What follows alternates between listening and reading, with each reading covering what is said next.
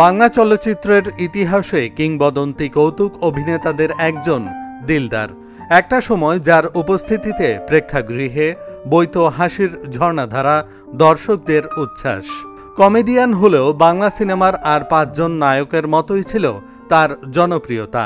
কিন্তু 2003 সালের আজকের এই দিনে দর্শকের মুখের হাসি কেড়ে নিয়ে পাড়ি দেন না ফেরার দেশে।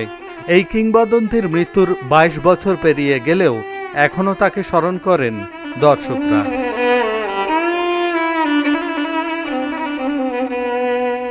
দিলদার শুধু পর্দায় নয়, বাস্তব জীবনেও ছিলেন সকলের মন জয় করা একজন মানুষ। চাঁদপুরে জন্ম নেওয়া এই শিল্পীর প্রকৃত নাম দেলোয়ার হোসেন। সিনেমায় এসে হয়ে গেলেন দিলদার।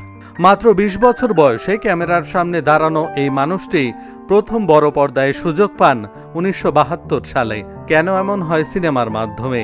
এরপর তিনি হয়ে ওঠেন ঢালিউডের অবিচ্ছেদ্য অংশ, যার অনুপস্থিতি বারবার বুঝিয়ে দিয়েছে তার শূন্যতা কতখানি।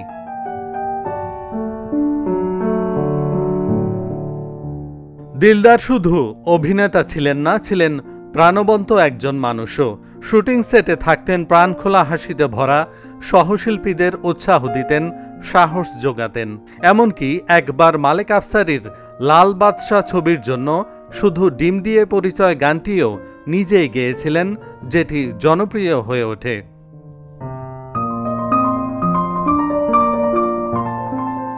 দিলদারের প্রতি দর্শকের ভালোবাসা তো ছিলই, পাশাপাশি তুমি শুধু আমার ছবির জন্য জাতীয় চলচ্চিত্র পুরস্কার অর্জন করেন।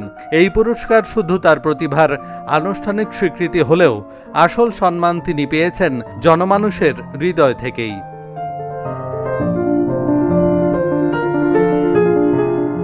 1972 সালের কেন এমন হয় সিনেমার পর বেদের মেয়ে জ্যোৎস্না, বিক্ষোভ, চাওয়া থেকে পাওয়া, অন্তরে অন্তরে, শুধু তুমি, আনন্দ অশ্রু, অজান্তে, প্রিয়জন, স্বপ্নের নায়ক, প্রাণের চেয়ে প্রিয়, নাচনেওয়ালি সিনেমায় অভিনয় করে দর্শক মাতিয়েছেন দিলদার।